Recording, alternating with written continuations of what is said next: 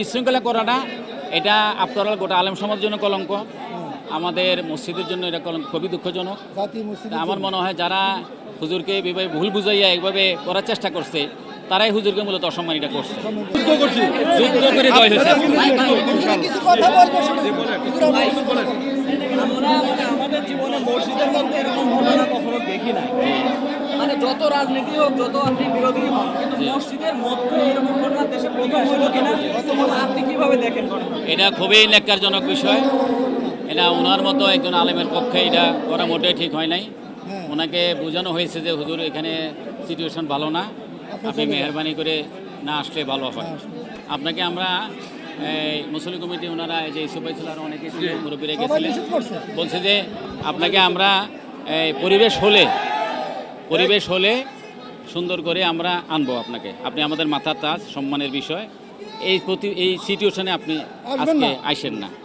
তারপরে উনি বাধা উপেক্ষা করে ওনার দলবল নিয়ে উনি আসছেন, রাখেন সেটা আমরা জানি না। এখানে আসার পরে উনি আসে বসছেন, আমি বয়ান করতেছি, কোনো সমস্যা ছিল না। উনি যদি ওইভাবে থাকতেন তাহলে এটাও তো ওনার জন্য একটা বিশাল পাবো যে আজকে মসজিদে আসছেন, হ্যাঁ নামাজ পড়ছেন, তাইলে ওনার জন্য এটা সম্মানের হতো। হ্যাঁ মুসলিমও দেখতে যে উনি আসছেন, ওনার সময় উনি আসছেন, তো অন্তপক্ষে খবরটাও হতে উনি আসছেন, আইসে ভদ্রভাবে থাকতেন, মুসলিমদের দেখা করে চলে যেতেন, তাহলে মুসলিম একটা সিম্পেথি তার প্রতি হইতো। কিন্তু এই যে এটা তো প্রাণ আচার, আমাকে একটু দিস।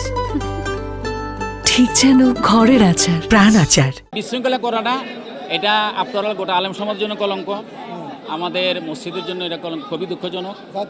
আমার মনে হয় যারা হুজুরকে এভাবে ভুল বুঝাইয়া এইভাবে করার চেষ্টা করছে তারাই হুজুরকে মূলত অসম্মানিত করছে।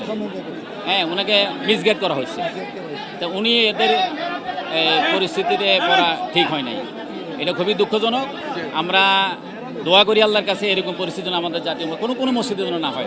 মসজিদগুলোকে সম্পূর্ণ রাজনীতিমুক্ত রাখা উচিত, এটা হলো আমাদের চাওয়া। আপনাদেরকে জোর করে নামিয়ে দেওয়ার চেষ্টা করা হয়েছে কিনা, মানে সেরকম কোনো ঘটনা ঘটেছে কিনা? না এখনো আমি তো ওয়াজ শুরু করছি, আমি যেহেতু আমার সরকারি অ্যাসাইনমেন্ট নিয়ে আসছি, অফিস আমাকে অর্ডার করছে, তা আমাকে অফিস বলা হয়েছে যে আপনি অবশ্যই থাকবেন এবং পড়াবেন, নামাজ পড়াবেন, যদি কোনো পরিস্থিতিতে আপনি পাশে থাকবেন, উনি পারলে পড়াবেন, না পারলে আপনি নামাজটা চালিয়ে যেতে হবে। আমাকে অর্ডার করছে আপনি অবশ্যই থাকবেন, লিখিত অর্ডার হয়েছে। এখন আমি তো বয়ান করতেছি, উনিও পাশে বসা ছিল, তো ওনাদের প্ল্যান ওয়াইজ আপনারা ওই দেখছেন যে ওনাকে টাইনে তুলছে, সব ফলে আমি নেমে গেছি। এটা পরিকল্পিত। আমি এই জন্য এখানে দাঁড়িয়ে আছিলাম, আমি সরি নাই, যেহেতু আমাকে অফিস অর্ডার করছে আপনি কোনো অবস্থায় এখান থেকে সরবেন না, হ্যাঁ যে কোনো পরিস্থিতি হোক না কেন আপনি থাকবেন, এবং যদি উনি পারলে নামাজ পড়েন, না হলে অবশ্যই নামাজ আপনি চালিয়ে দিন, এটা আমার প্রতি অবশ্যই অর্ডার ছিল, এবং সেই জন্য আমি থাকছি আলহামদুলিল্লাহ মুসল্লিদের সহযোগিতায়। এবং আমরা মনে করি যে এই পরিস্থিতি সৃষ্টি করে ঠিক, ওনাকে বলা হয়েছে যে এখানে আপনি মিস সিচুয়েশন তৈরি হবে, ওনাকে ইনফরমেশন করা হয়েছে, সম্মানের সাথে বলা হয়েছে।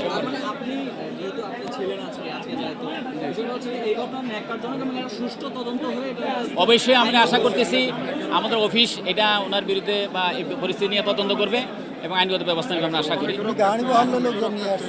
হ্যাঁ এটা তো সরকারি অফিসও দেখতে, অফিসের লোক আছে এখানে, মার্কেটের লোক, মসজিদের দায়িত্বশীল লোক আছেন, তারপরে সরকারি গোয়েন্দা সংস্থার লোকজন আছে, জনগণ আছে। আমার বিশ্বাস যে এটা নিয়ে একটা সুষ্ঠু তদন্ত হবে এবং পরবর্তী আইনগত ব্যবস্থা গ্রহণ করা হবে ইনশাআল্লাহ।